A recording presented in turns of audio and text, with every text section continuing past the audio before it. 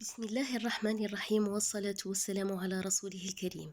مرحبا بكم في قناة وصفات سهلة واقتصادية كوزين مريم نور. إن شاء الله تكونوا كامل بخير وفي صحة جيدة وانتم تشاهدوا في وصفتنا لنهار اليوم. رايحين نحضروا مع بعض شوربة فيرميسيل بالخضر، تجي هايلة وواحد البنة ما شاء الله.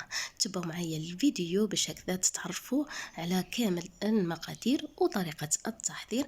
رايحين نبداو بسم الله. الشوربه فيرميسيل هذه تحبوا طيبوها في الكيكوطه او الطنجره او القدره تاع الطين. اذا كانت عندكم الاحسن طيبوا فيها، راح تعطيكم بنه هايله سواء كانت شوربه فيرميسيل او شوربه فريك. جبت الكيكوطه تاعي، حطيت فيها جنحتين فقط تاع الدجاج، شويه تاع الزيت. نعرفوا انه الشوربه تحب الاجنحه تاع الدجاج. عندي حبه متوسطه تاع بصل قطعتها قطع صغيره، درت لها شويه تاع الماء وميكسيتها بالمراب ميكسر. ممكن تربوها عادي بسكرفاش. عندي هنا نص حبة تاع كورجيت، نص حبة تاع بطاطا، نص حبة تاع زرودية. هنا إذا حبيتوا ديروا كمية أكبر ديروا حبة من كل الخضر. عندي هنا شوية كزبر ومعدنوس وحبيبة تاع حمص. وعندي هذه الطماطم الصنع منزلي. نتوما إذا ما عندكمش عادي ديروا حبة صغيرة تاع طماطم رابوها، وديروا مغرفة تاع طماطم مصبرة. وعندي هنايا التوابل، نحتاج ملح، فلفل أسود، عود صغير تاع قرفة وورقة تاع الرند.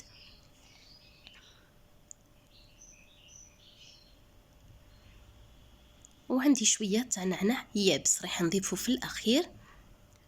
راح نضيف البصل مع قطع تاع الدجاج، نحطها على النار ونخليها تتقلى جيدا على نار تكون متوسطة. هنا تحبوا ديروها برجلة تاع الدجاج أو الأجنحة، ممكن تضيفوا قطعة من صدر الدجاج. طبعا إذا كانوا عندكم ضياف، أنا درتها بجنحتين فقط. درت طماطم مصبرة صنع منزلي، راح نخلي لكم الوصفة في صندوق الوصف إن شاء الله. ضفت التوابل والحمص. طبعا الحمص راه نص طياب.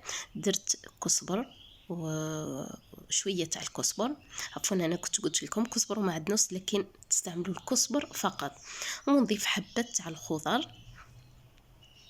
انا عندي حبه كورجيت صغيره، درت حبه نص حبه تاع زروديه ونص حبه تاع بطاطا. نقلي مليح حتى تتجمر هذا الطماطم. بعدها نمرق بشويه تاع الماء فقط ونخليها تتقلى. هنا دائما البنات راني نقولها لكم في الفيديوهات، دائما سر البنه تاع الاكل تكون في التقليه. كل ما قليتوا الاكل تاعكم جيدا راح تجيكم ماكله بنينه. سكرت عليها وخليتها حتى طاب لي الدجاج والخضر. رايحه نحي الخضره ونزيد لها شويه تاع المرق. نرجع الكيكوطه تاعي على النار والخضر هذه راح نميكسيهم. هنا اذا ما عندكش برا ميكسور، ممكن انك ترحيهم بالرحايه اليدويه او بواسطه الفرشيطه او الشوكه تمعسيهم بهذا الشكل. وهنا الامهات اللي عندهم اولادهم صغار وبداو ياكلوا هاد الخضره، انا كنت نديرها لولادي. لو حبه تاع خضره دائما سواء شوربه فريك او شوربه فيرميسيل، لو حبه تاع خضره في المرقه كي يطيبوا ونميكسيهم، نزيد لهم حبيبه تاع فرماج وشويه تاع زيت الزيتون ونعطيهم لهم. تجي هايله هاد الخضره للذراري. نضيف الخضرة في المرق تاعي ونضيف شوربة فيرميسيل حوالي نصف فنجان تاع قهوة فقط، ممكن كاس تاع لاتاي صغير. نخليها واحد 3 دقائق فقط. ونضيف لها نعناع يابس او نعناع مجفف وريقة تاع كزبر وقرن فلفل حار. كما لاحظتوا البنات انا هنا درت نص قرن فلفل حار، لانه الفلفل هذا ماهوش حار، فيه نسمه فقط تاع حرور. نتوما اذا ما حبيتوش الحرور خلوا حبه تاع فلفل تكون كامله باش الشوربه تاعكم ما تجيكمش حاره. واللي يحب الحرور يدير. والشوربه فيرميسيل راهي واجده، تجي ما شاء الله كما راكم تشوفوا خاضره وبنينه تشهي.